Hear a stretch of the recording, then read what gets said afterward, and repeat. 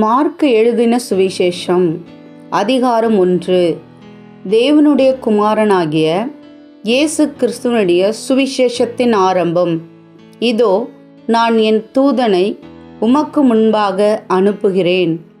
அவன் உமக்கு முன்னே போய் உமக்கு வழியை ஆயத்தம் பண்ணுவான் என்றும், கர்த்தருக்கு வழியை ஆயத்தப்படுத்துங்கள், அவருக்கு பாதைகளை செவ்வை பண்ணுங்கள் என்று வனாந்தரத்திலே கூப்பிடுகிறவனுடைய சத்தம் உண்டாகும் என்றும் தீர்க்க தரிசன ஆகமங்களில் எழுதியிருக்கிற பிரகாரமாய் யோவான் வனாந்தரத்தில் ஞானஸ்நானம் கொடுத்து பாவ மன்னிப்புக்கென்று மனம் திரும்புதலுக்கேற்ற ஞானஸ்நானத்தை குறித்து பிரசங்கம் பண்ணி கொண்டிருந்தான்.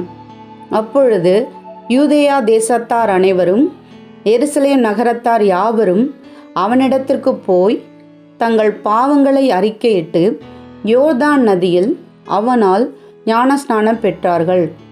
யோவான் ஒட்டக மகிர் உடையை தரித்து தன் அறையில் வார்க்கச்சையை கட்டி கொண்டவனாயும் வெட்டுக்கிளியையும் காட்டுத்தேனையும் புசிக்கிறவனாயும் இருந்தான். அவன், என்னிலும் வல்லவர் ஒருவர் எனக்கு பின் வருகிறார், அவருடைய பாதரட்சைகளின் வாரை குனிந்து அவிழ்க்கிறதற்கும் நான் பாத்திரன் அல்ல. நான் ஜலத்தினால் உங்களுக்கு ஞானஸ்நானம் கொடுத்தேன், அவரோ பரிசுத்த ஆவியினால் உங்களுக்கு ஞானஸ்நானம் கொடுப்பார் என்று பிரசங்கித்தான். அந்த நாட்களில் இயேசு கலிலேயாவிலுள்ள நாசரேத்தூரிலிருந்து வந்து யோர்தான் நதியில் யோவானால் ஞானஸ்நானம் பெற்றார். அவர் ஜலத்திலிருந்து கரையேறின உடனே வானம் திறக்கப்பட்டதையும் ஆவியானவர் புறாவை போல் தம்மேல் இறங்குகிறதையும் கண்டார். அன்றியும், நீர் என்னுடைய நேசகுமாரன், உம்மில் பிரியமாயிருக்கிறேன் என்று வானத்திலிருந்து ஒரு சத்தம் உண்டாயிற்று. உடனே ஆவியானவர் அவரை வனாந்தரத்திற்கு போகும்படி ஏவினார். அவர் வனாந்தரத்திலே 40 நாள் இருந்து சாத்தானால் சோதிக்கப்பட்டு அங்கே காட்டு மிருகங்களின் நடுவிலே சஞ்சரித்து கொண்டிருந்தார். தேவ தூதர்கள் அவருக்கு ஊழியம் செய்தார்கள். யோவான் காவலில் வைக்கப்பட்ட பின்பு இயேசு கலிலேயாவிலே வந்து தேவனுடைய ராஜ்யத்தின் சுவிசேஷத்தை பிரசங்கித்து, காலம் நிறைவேறிற்று, தேவனுடைய ராஜ்யம் சமீபமாயிற்று, மனம் திரும்பி சுவிசேஷத்தை விசுவாசியுங்கள் என்றார். அவர் கலிலேயா கடலோரமாய் நடந்து போகையில் மீன் பிடிக்கிறவர்களாயிருந்த சீமோனும் அவன் சகோதரன் அந்திரேயாவும் கடலில் வலை போட்டு கொண்டிருக்கிற போது அவர்களை கண்டார். இயேசு அவர்களை நோக்கி, என் பின்னே வாருங்கள், உங்களை மனுஷரை பிடிக்கிறவர்களாக்குவேன் என்றார். உடனே அவர்கள் தங்கள் வலைகளை விட்டு அவருக்கு பின் சென்றார்கள்.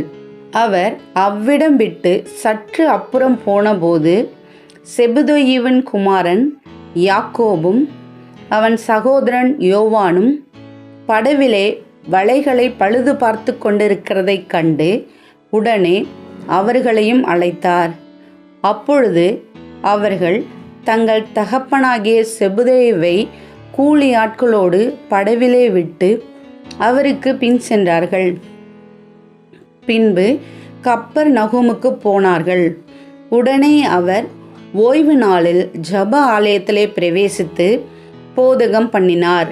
அவர் வேத பாரகரைப் போல போதியாமல் அதிகாரமுடையவராய் அவர்களுக்கு போதித்தபடியினால் அவருடைய போதகத்தை குறித்து ஜனங்கள் ஆச்சரியப்பட்டார்கள். அவருடைய ஜெப ஆலயத்திலே அசுத்த ஆவியுள்ள ஒரு மனுஷன் இருந்தான். அவன், ஐயோ, நசரனாகிய இயேசுவே, எங்களுக்கும் உமக்கும் என்ன? எங்களை கெடுக்கவா வந்தீர்? உம்மை இன்னார் என்று அறிவேன், நீர் தேவனுடைய பரிசுத்தர் என்று சத்தமிட்டான். அதற்கு இயேசு, நீ பேசாமல் இவனை விட்டு புறப்பட்டு போ என்று அதை அதட்டினார்.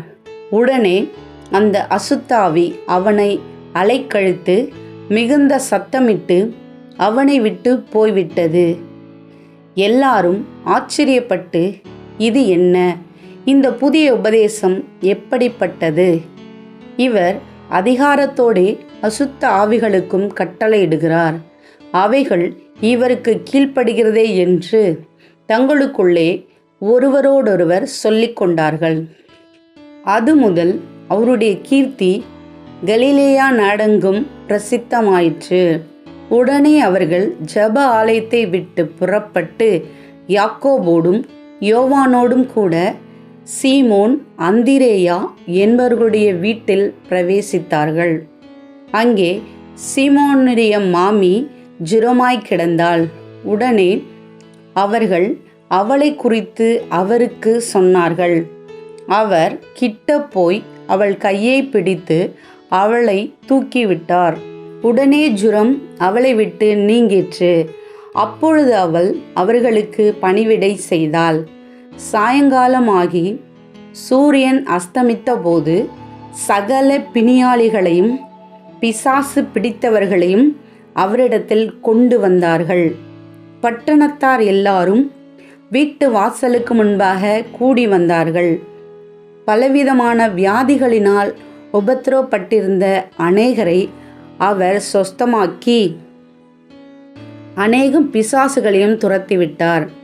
அந்த பிசாசுகள் தம்மை அறிந்திருந்தபடியால் அவைகள் பேசுகிறதற்கு அவர் இடம் கொடுக்கவில்லை. அவர் அதிகாலையில் இருட்டோடே எழுந்து புறப்பட்டு வனாந்தரமான ஓரிடத்திற்கு போய் அங்கே ஜெபம் பண்ணினார்.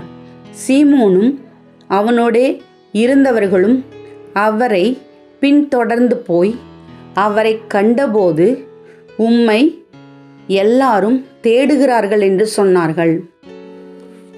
அவர்களை அவர் நோக்கி, அடுத்த ஊர்களிலும் நான் பிரசங்கம் பண்ண வேண்டுமாதலால் அவ்விடங்களுக்கு போவோம் வாருங்கள், இதற்காகவே புறப்பட்டு வந்தேன் என்று சொல்லி கலிலேயா நாடெங்கும் அவர்களுடைய ஜெப ஆலயங்களில் அவர் பிரசங்கம் பண்ணி கொண்டும் பிசாசுகளை துரத்தி கொண்டும் இருந்தார். அப்பொழுது குஷ்டரோகி ஒருவன் அவரிடத்தில் வந்து அவர் முன்பாக முழங்கால் படியிட்டு, உமக்கு சித்தமானால் என்னை சுத்தமாக்க உம்மால் ஆகும் என்று வேண்டிக் கொண்டான். இயேசு மனதுருகி கையை நீட்டி அவனை தொட்டு, எனக்கு சித்தமுண்டு, சுத்தமாகு என்றார். இப்படி அவர் சொன்னவுடனே குஷ்டரோகம் அவனை விட்டு நீங்கிற்று. அவன் சுத்தமானான். அப்பொழுது அவர் அவனை நோக்கி, நீ இதை ஒருவருக்கும் சொல்லாதபடிக்கு எச்சரிக்கையாயிரு.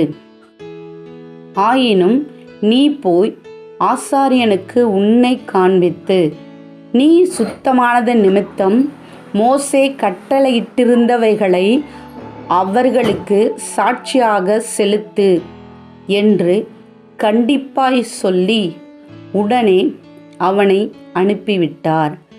அவனோ புறப்பட்டு போய் இந்த சங்கதி எங்கும் விளங்கும்படியாக பிரசித்தம் பண்ணத் தொடங்கினான்.